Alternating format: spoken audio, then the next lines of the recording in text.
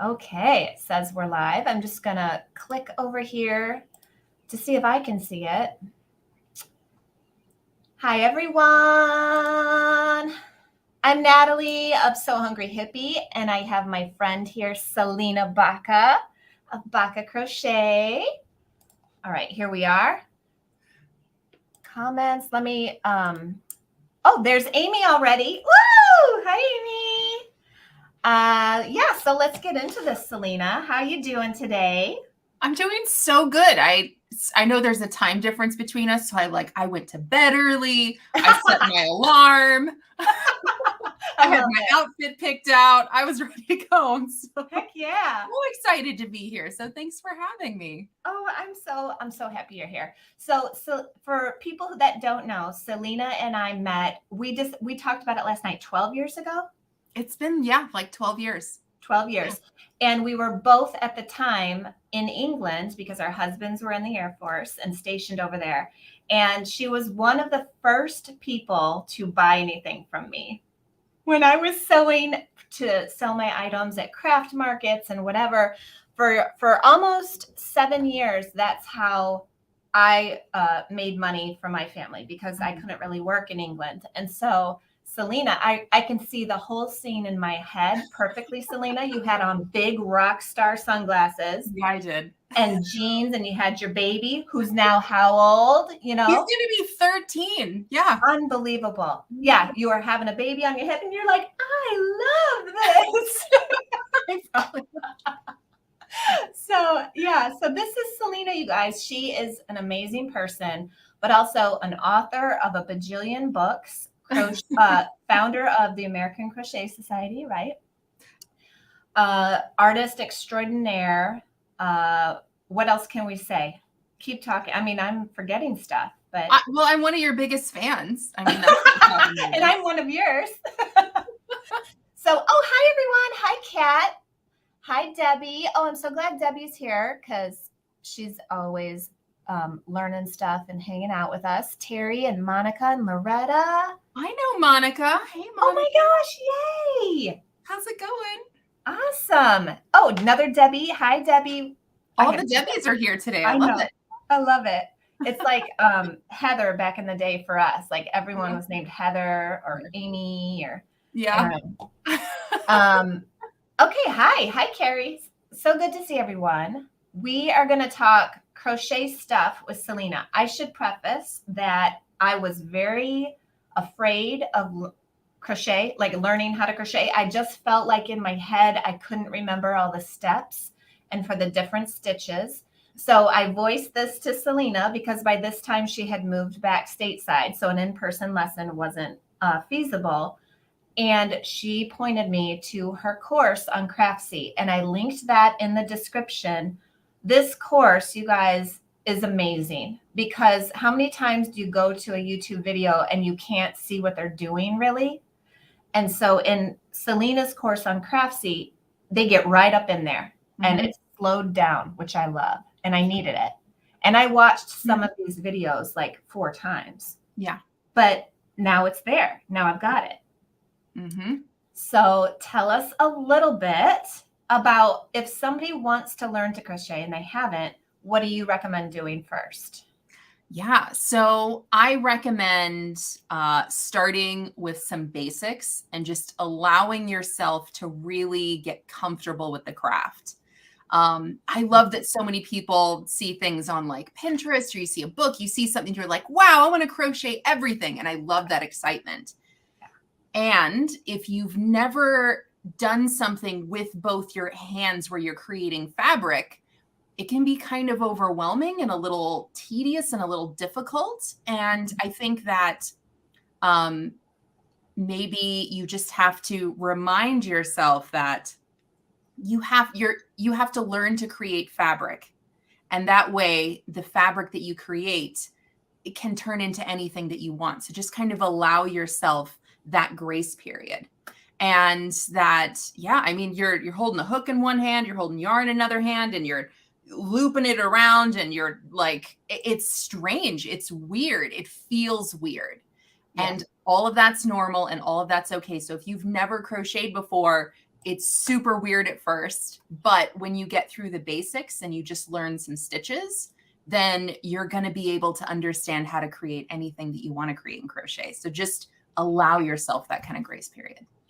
Yeah, and I think don't you think doing just simple things like washcloths in the beginning perfectly fine? Yeah. And I'll even go one step behind that to where whenever when you're learning crochet, start with the mindset that you're not even making anything. So Yes. really just start with, I'm just going to learn stitches. I'm just going to make these little squares of stitches. And that's going to allow me to get comfortable with how I'm even holding my hook and my yarn, and then comfortable with just the anatomy of what I'm creating. Like, what am I creating? What does that look like? How do I count the individual stitches? How do I count the individual rows? I mean, just those basic elements will help ready you for, those first projects, which should totally just be like a washcloth or a cup cozy or a hat, something really small that kind of gives you it's like some immediate feedback that like, wow, I can do this. I made this. Yeah, so true. In your course, I did exactly that. We were building like little rows, and I still have them because I think they're pretty, and they're nothing. They're just built stitches. Yes. I'm like, I want to remember where I started, and I think it's pretty. It's, I guess I could turn, like I started just doing the chains. I didn't even know how to chain. And so I'm thinking, well, I could turn that into a bracelet, sort of. I mean, Yeah, absolutely. I mean, I love that you kept your beginning work. And I think that that's really important, because so many times I think people are like, they're looking at someone else's, this person's been crocheting for 30 years. My stuff doesn't look like theirs. I just want to rip it out. Right. No, keep it, because this is your first project. Like my first project it's terrible. And I still I have my first projects and they're awful, but I love them. And they're, they're just beautiful, just the way they are. Yes. It reminds me of like where I started. And I think that in this craft, or maybe any craft, like there is no end all be all expert. I think that every day is a journey. And totally agree. I was on your site. I saw you have this mug, and I feel like I'm going to misquote it, but I loved it so much. It was like, done is better than perfect. Yes. And I love that so much. And I find so much joy in just that being my mindset whenever I create things. Yes, exactly. And I have this sticker that I send out in orders. It's practice makes progress. Yeah. Because even all these years later, I don't make anything perfect. Like that's not my goal. I want to feel happiness, and I want to just do the craft as best as I can for the level of where I'm at, and feel good about it. Yeah, absolutely. Absolutely. Yeah. Awesome. Yeah. I think that sometimes accidentally some things are perfect. But even then, I'm like, oh, wow. I don't know. Right? It's like, I was just talking about that with somebody where she made something that was pretty darn perfect. And she's like, I don't even know how that happened. I'm like, isn't it great when it does? That's a nice accident. Yeah. Oh my gosh. So funny. So I want to see what you're wearing, because it looks amazing. Yeah, of course. Of course. So this is... Oh, how do I line up? I'm bad at the opposite. So this is just a crochet cocoon cardigan. Ooh. And it's one of my favorite things to just kind of like wear around the house. It's, in Oregon here, it's always like, it's cold, like most of the time. Like I have to layer. And so I love layering pieces anyway. And this is just kind of the perfect layering crochet piece. It's, and is that in one of your books by chance? It is. Thank you for asking. It is. It's in one of my latest crochet books, Crochet in a Weekend. So this is actually, what's that? You have the most beautiful covers on your books. Thank you. I swear, the first one I just bought it for the cover. Oh, I'm like, I don't know how to crochet. I'm so glad you feel that. Well, I want them to be,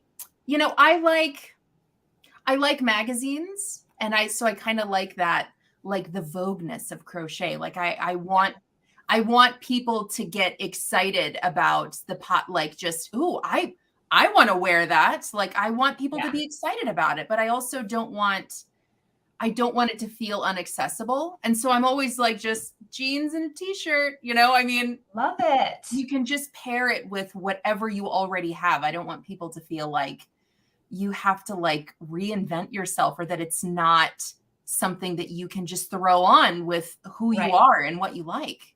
Totally. Yeah. So I think maybe some people think crochet and they think of maybe their grandma who crocheted all the time.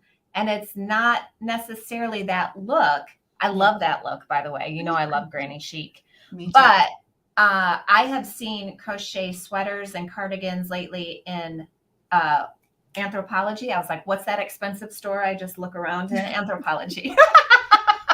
and it is paired with jeans, t-shirt, and it looks so cool. It's timeless. I think it's classic and timeless. And I think that it's all about the yarns and the colors that you choose. It's about how you make it. Like, it doesn't have to be this perfect seamed together thing. Like, I like when things are a little oversized, or they're a little messy, or they're, like worn in a little bit. I want things to feel like I don't want it to feel like it's off the rack. I want it to feel like it's part of me. Exactly. Oh, that's so good. That's so deep. Crochet and philosophy today. Right? Anne is asking, half double crochet through the front loop? Look at you, experts. Right? Yeah, that is exactly what's going on here. So this is just a half double crochet stitch. So if you're a crochet expert, you'll spotted that. The reason this is, hold on, how do I say this? So crochet in a weekend is made up of things that you can crochet in 12 hours or less. Wow, perfect. Yeah, but they're all things that you can wear. So they're quick to stitch sweaters, tops, shawls, and more. So yeah, sometimes that means a really big bulky yarn. And I want to highlight just this yarn, but I also want the fabric to be fluid and loose, and I want it to kind of drape and cascade. So sometimes it's just pairing a really basic stitch like half double crochet, but I want it to look a little more textured. So yeah, I went with one loop instead of both loops. Oh my gosh, that is so interesting. Yeah. So I love that. So with your projects in those books, I noticed you always give what you used for your yarn. And how, for somebody like me who never follows directions, would I be okay using a different yarn? How does that work? Sometimes it's okay to substitute, and sometimes you really have to put a lot of effort into substituting. Okay. I think sewing taught me a lot about crocheting clothes. Sure. Because in sewing, you're picking the fabric that's going to make whatever it is that you're making. Mm-hmm. So in crochet, you have to go one step further. You have to go, what fabric do I want to create? Because this is my end result. And am I able to create that? So for example, would you make a sundress with burlap? Maybe not. Right? Right. Maybe linen, but not burlap. You know what I mean? Right. Yeah. Or that you'd really be kind of going outside the box. Like you'd really have to be super good and creative. And crochet is the same. So sometimes you can go, I love this yarn, but that yarn may not always create the fabric and the garment or the project that you're looking for. I think that it matters more so in clothing maybe than in anything else. Yeah. But yeah, so to answer your question, the way I like to create is whenever especially for clothing books, I want you to see something and go, sometimes you may go, I want to make that exactly. I want it to look like that. I want it to fit like that. So maybe you're going to use the same yarn because you're like, I just don't want to deviate. I don't have time for that. This is what it needs to be. But I like to create things that will allow you to get creative to where maybe you can just substitute based on the weight. Okay. Maybe you can just substitute based on the fiber.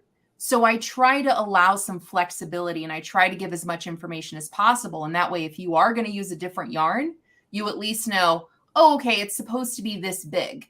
it's supposed to fit like this. It's supposed to feel like this. Oh, So if I'm sure. going to use a different yarn, I want to make sure that, maybe you don't create all these little swatches or anything, but maybe even if you dive into it, you're at least going to go, is it doing what I want it to do? Is it feeling like I want it to feel? Yeah. You know what I never understood before about your crochet clothing is that it's not all together at once. Sometimes you're bringing pieces together and sewing Yes. them together. Yes. Yeah. Never thought that before. Yeah. Well, I think that, again, sewing kind of taught me some of these lessons, How Yeah. do you create something like this? What does that look like? Another reason I created Crochet in a Weekend is, all the reasons people don't crochet clothes. And one of them is, I don't want to carry around this thing. It's no longer portable. It's this big thing, that I don't want to crochet a sweater because in the beginning it's fine, but now I've got this thing that I have to carry. So if you break it up into manageable pieces, then you're creating the back and then you're done. And then the front panel, then you're done. Then the front right panel, then you're done. Then one sleeve, then the other sleeve.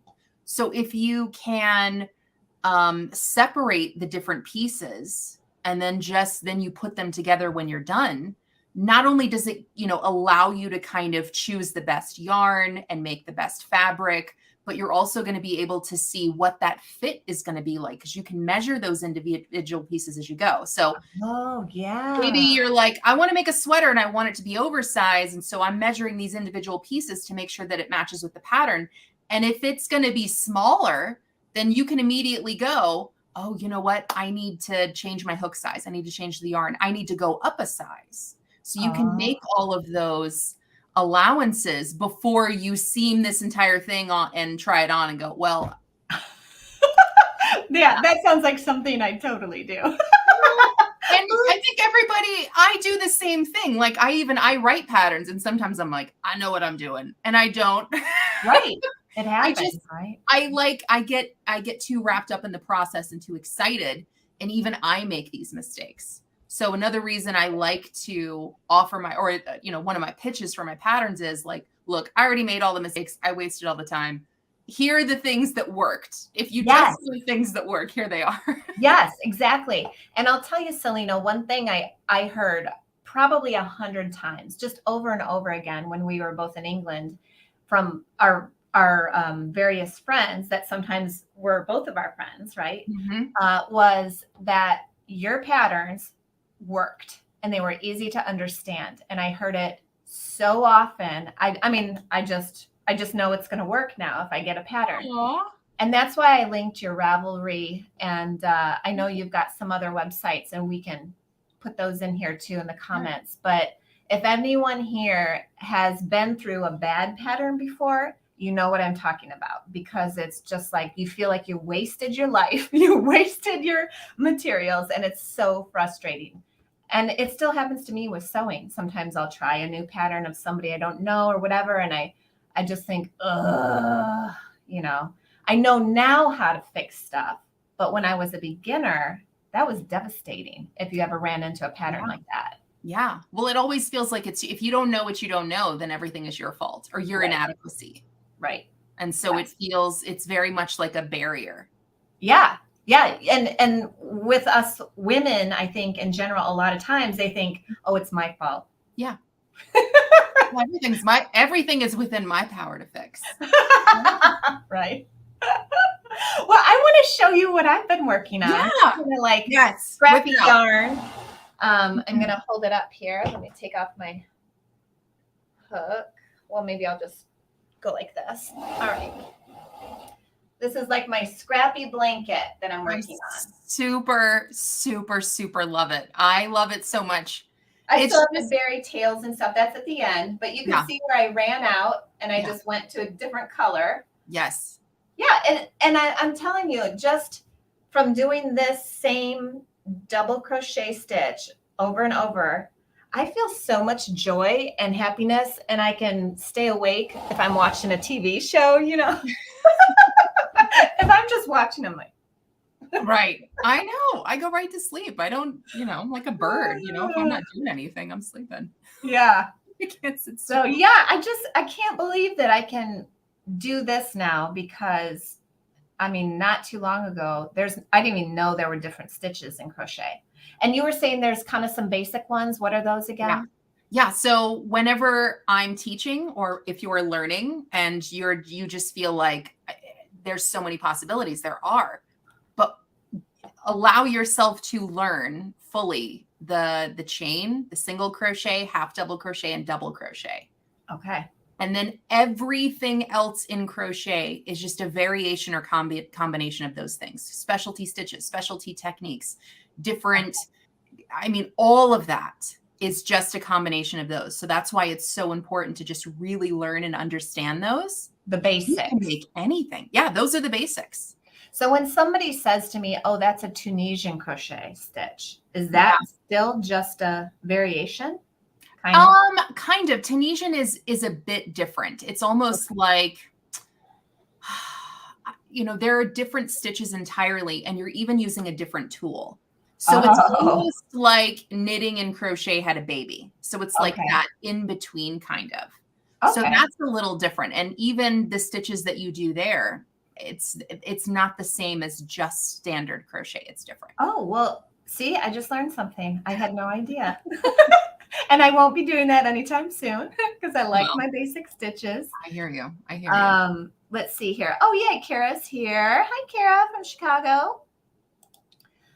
I want to invite our watchers right now, for people here, do you have any questions for Salena? I know I could list off a bajillion myself, but I do want to open the floor up, if you will. Floor is open. Yeah, so pop them in. Have any of you crocheted? Do you crochet all the time? Did you try it and not have fun, and so you're going to retry, or like what's going on here? I personally love it because I was telling my friend Amy the other day, I said I really like it because it's super portable for me. I don't have to carry a sewing machine anywhere with me. I can just take my yarn and my crochet hook, and there I am. And I'm going to be taking that on vacation with me because I think it's super easy. Oh, here we have a question from Anne. What's your favorite kind of yarn? That's hard for me. I don't have one particular favorite yarn. I use so many different yarns, but I will say that in yarn, there are different like sizes, different weights of yarn. And I like to work with weight 4 yarn the best. I just feel like that's the most comfortable for me. But I mean, I'll use acrylics or cottons or wools or linens, or there's so many different possibilities, and I have fun with all of them. But the weight 4 class, that's kind of where I live. So for me, what does that mean? I don't know what I'm supposed to picture. So here are the different, this is my little cheat sheet. So from 0 to 7, I mean, these are just representations of each one. So 0 is like thread almost. It's like one step up from thread. Then 1 is super fine, 2 is fine, 3 is light, 4 is medium. It's like right there in the middle. And so that's the weight that I typically use. Okay. This is just, again, like one representation, but that's about how big it is. And then it just, goes all the way up to 7. Of course, there's everything in between too. You'll see fibers that are a little larger, a little smaller, but that's a really cool card you made there. I'm very visual. Yeah. I need to see things. I need to feel things. They just make sense to me. So I make myself little handy cheat sheets like this all the time. Nice. Yeah. Kara's saying that she's crocheted for many years. What's your favorite thing to make? I bet that changes all the time. It does. It changes all the time. And I think that's one of the reasons I'm still excited. Like I can still get excited about crochet. One day I'll be making like a wall hanging, and then I'll make like a tote, and then I'll make like a cardigan, or I'll make like a table runner, or I feel like there's so many possibilities that there's certain things that I continue to make over and over again, things for the home. I love to make tote bags. I'll show you something brand new if you want to see. Yes, please. Yeah. So I think I make a lot of tote bags. I kind of keep going back to them. We talked about our love of like, granny squares and old chic, Oh, yes. So here's one of my newest things. Oh my gosh, Salena. Bag.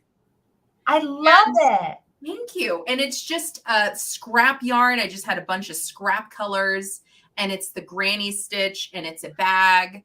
And so this is still with testers. I think it's going to be out today, maybe tomorrow. Ooh. Yeah, so it is brand new, but it's an old, like you see all this old crochet, this classic crochet that, is kind of coming out. Is that basically a size 4 yarn, would you say? It is a size 4 yarn. It's exactly a size 4 yarn. Yeah. Oh my gosh. Where can people go if they want to grab that? Ravelry. That's where I put all of my crochet patterns. I love Ravelry for that. Yeah. Awesome. And you're super easy to find because I Googled it and I just put Salena Baca in the Ravelry search thingy and you came right up.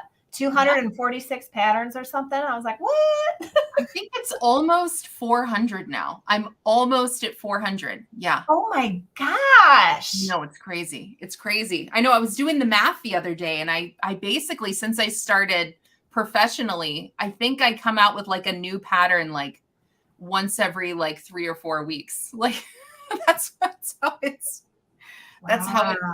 mathed out. Yeah. That's amazing. Yeah. Now for everyone else, I did put the links to her books that take you to Amazon. You can go look at those covers, but do you have any back there that other people can see a visual of what they look like?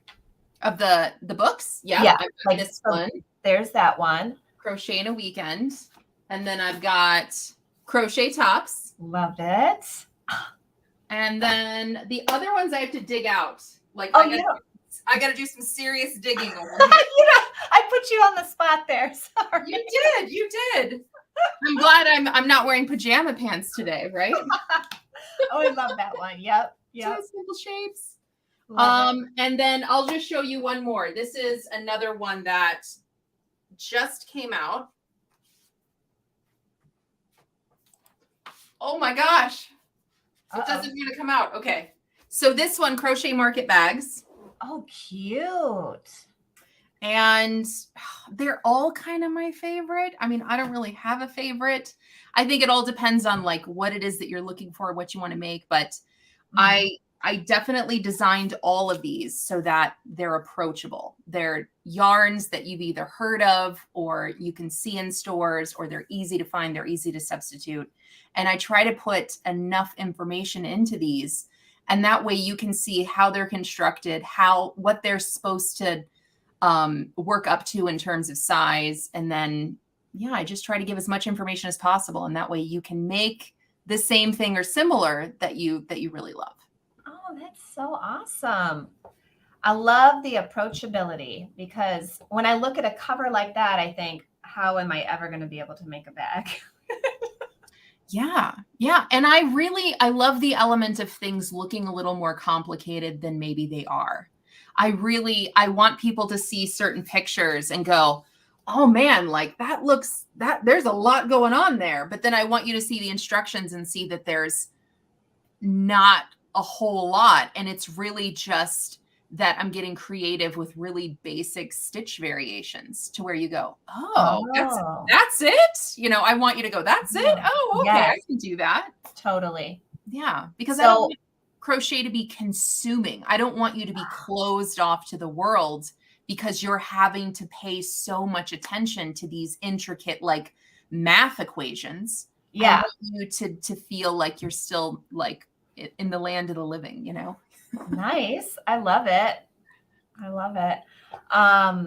was just going to ask you, so I started doing this crochet because I really want to do granny squares, and I haven't ventured to do it yet. But do you think, being just yes, like that looks so hard. I have videos that take you through it step by step. Okay, well then I'm off to get your videos. So I know you're on YouTube and Craftsy, but on your YouTube channel, do you have like small stuff? What do you tell me about that? Yeah, so the YouTube channel is for the American Crochet Association, and I don't want to be a crutch for people in that, here's exactly how to make this exact project. I'll do a little bit of that just to kind of, I do that a little bit, but really I want to help crocheters to help themselves so that crochet can just continue to be passed through the generations in better hands than we found it. Yes. And I think that means giving people enough information to where I don't want you to go, well, if I want to learn how to do anything, I have to watch Salena do it. I want to show you a few things. And that way you're like, oh, I feel like I've unlocked some secrets. And now I can just kind of do whatever I want, wherever I want. And note, like, I'm not using anyone as a crutch. So that's a true teacher. That's a true teacher mindset. I want to teach others to be teachers. I want to teach others to, I mean, I am not the expert. I am not the guru. I am not the be all end all. I'm just maybe the leader of the learners. And so if I can unlock some secrets, then maybe other people will unlock some secrets for me. And maybe we can just kind of keep making this craft even better. Yeah, exactly. That's why you're my homie, because that's how you are. I'm not kidding. Like, so don't you think oftentimes in industries, whether it's crochet or sewing or whatever, a lot of people want to be the person who people have to watch. Yeah. Like and it happened in nursing. When I was a nurse too, there were certain nurses who would only teach you just enough. So you were still dependent on them for setting up an OR table. Yeah. That's what that is. I feel like that's a mentality that's been passed down. If I give you all my secrets, then I won't be relevant. Exactly. And I don't feel that way. I feel like let's share notes. Like, I'm not like, let's do this together. I don't feel like I don't ever want to be like, even when I taught, every time I teach, I always feel like I learn a little something. Somebody does something different or shares something. I'm like, hold on. I would have never thought about that. And I don't ever want to be the kind of person that's like, this is how you do it.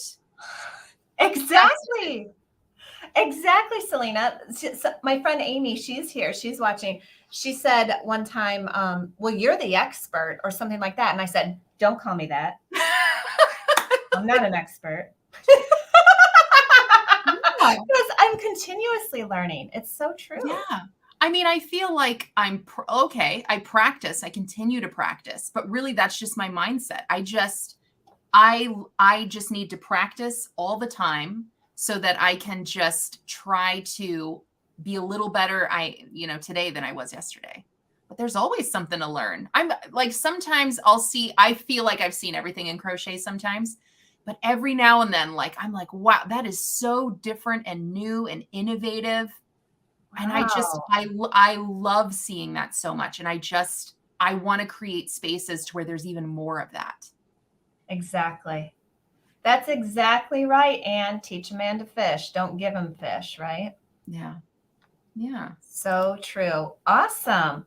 Well, what do you think? Since we've got quite a few people here, should we do a little giveaway or something? Yeah, I'm so down for the giveaways. Yeah, I've got all of my crochet books, so we can give out a few crochet books if anybody's interested. Yeah. How about anyone who's here or watching later, because some people are at work, we know that. Leave a comment. Go check out Salena's books on her website, on Amazon, and check out her Ravelry or whatever.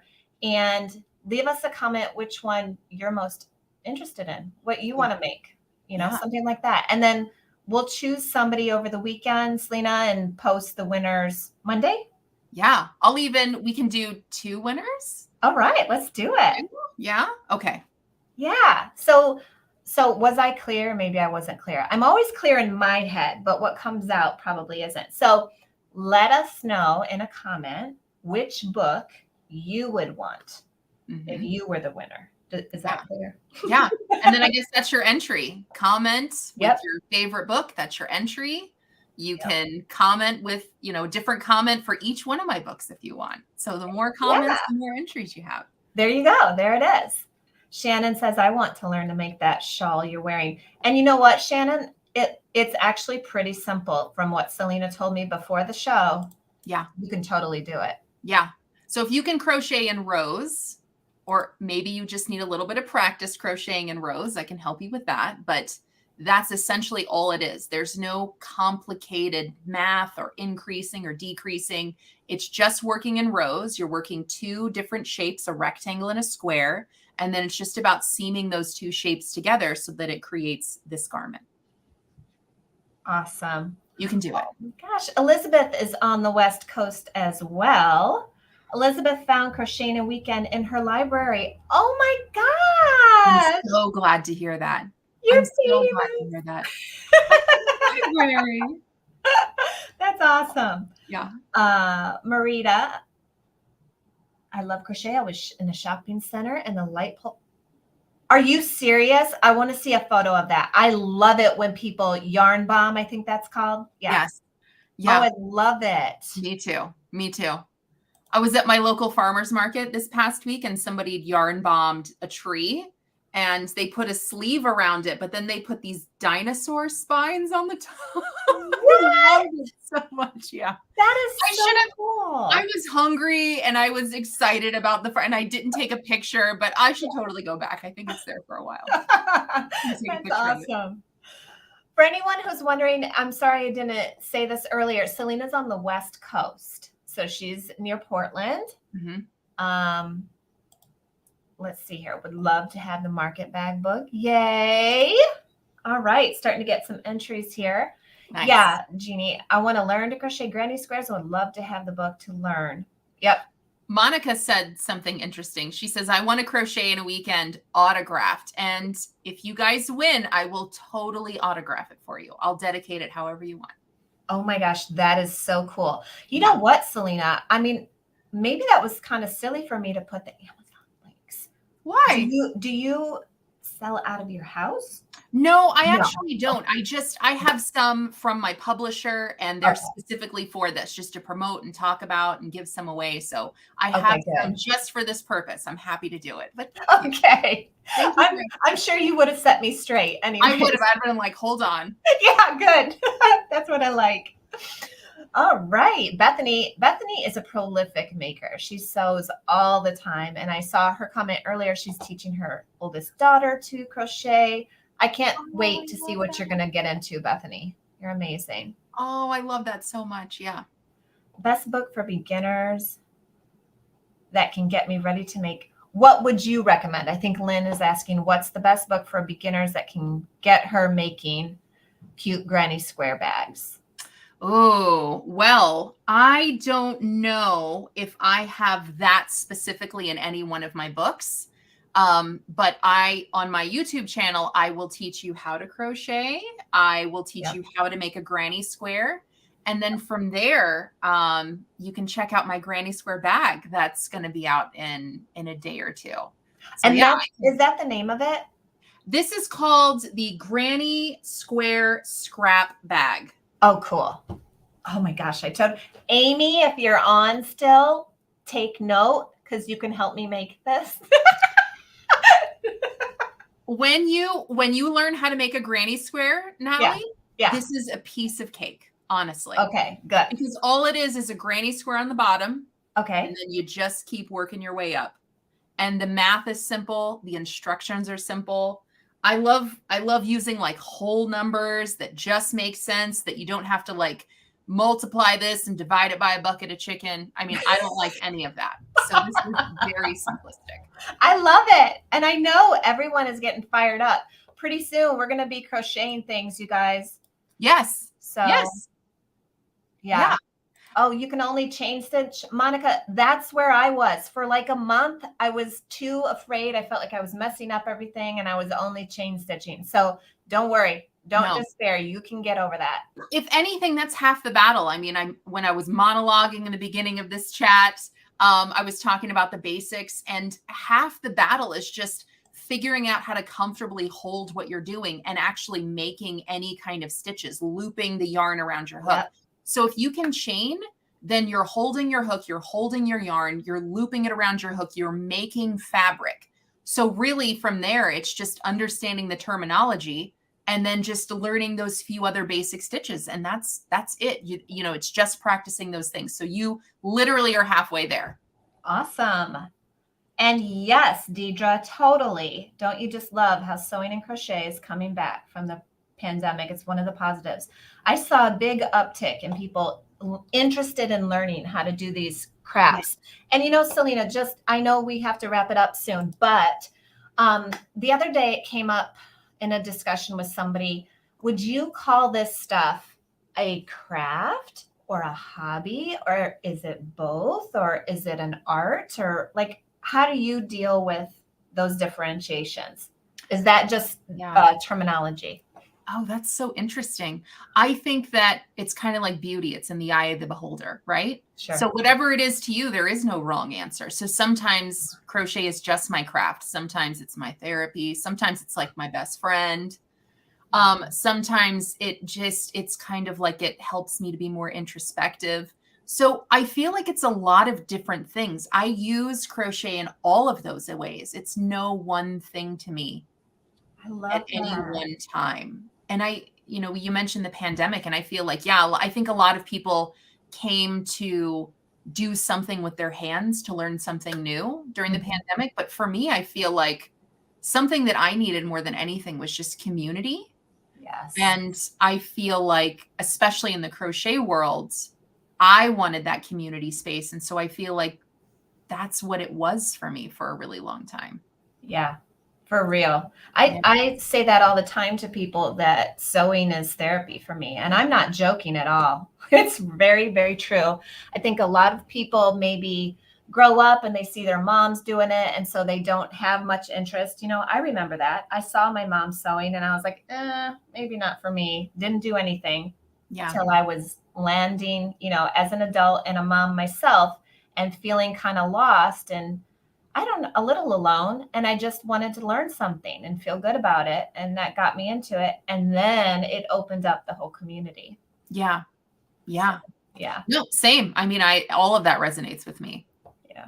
Oh, who taught you at first to crochet? Oh my gosh. Well, I grew up in Hawaii, this hippie barefoot, school in the backyard. And they just taught us all to make granny squares when we were like 5 years old.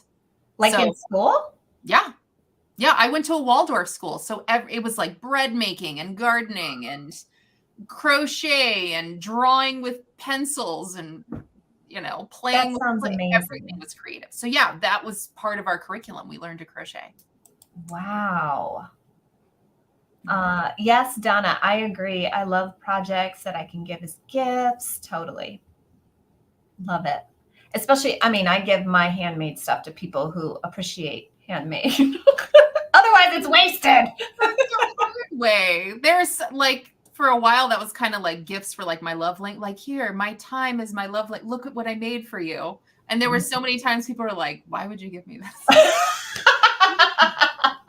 Yeah. So yeah, if you want it and you ask for it, that's one thing. But I don't just I don't just assume that you're going to understand what it is that I'm giving you. Like, I'm giving you 80 hours. Exactly. For it to not be understood is a little refreshing.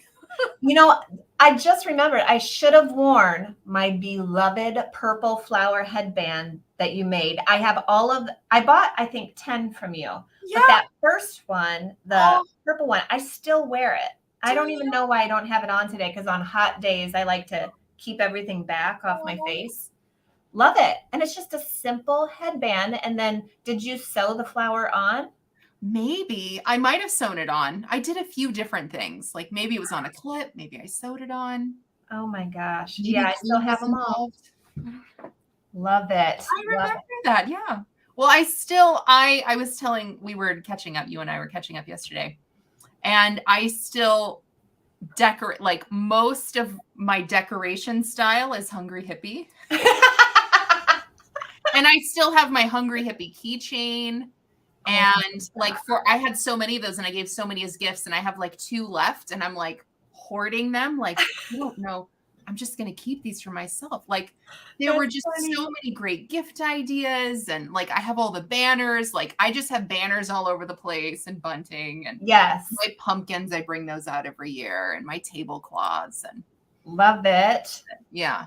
Oh, so you're very much a part of my everyday life. Oh, this has been so fun. And I already had my cup of coffee, so I didn't bring it with me. But hopefully, some of you attendees had your cup of coffee and you just felt like you were talking with friends. You've got your tea there, I see. Mm-hmm. And I hope this was fun for you. If you didn't know about Salena, now you do. Salena Baca Crochet.